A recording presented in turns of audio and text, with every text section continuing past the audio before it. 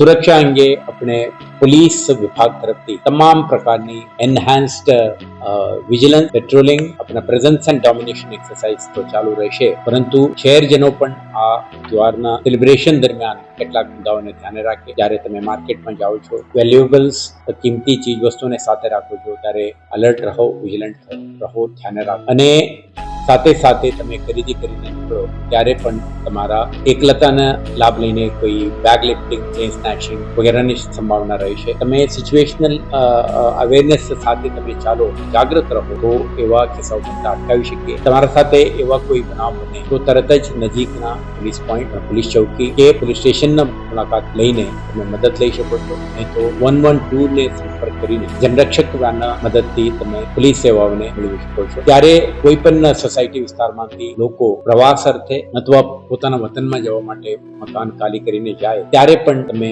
નેબરહુડમાં alert કરવા, police station કે police ચોકીને પણ જાણ કરવા, જેથી કરીને નેબરહુડ વોચ અને પોલીસ પેટ્રોલિંગના જરીએ આવા વિસ્તારોમાં આપણા પ્રેઝન્સ અને વિજિલન્સ વધારવાથી ચોરી કે હાઉસ બ્રેકિંગના કિસ્સાઓ બનતા અટકાવી શકે. તો આપણા પ્રયાસ છે પોલીસ, શોપ્સ એન્ડ એસ્ટાબ્લિશમેન્ટ અને નાગરિકોના સાથ સહકારથી આ વખતનું દીપાવલીના સેલિબ્રેશન એક સેફ અને શાંતિપૂર્ણ માહોલમાં સંપન્ન થાય તે માટે વડોદરા શહેર પોલીસ તરફથી તમામ તૈયારીઓ કરી લેવામાં આવી છે.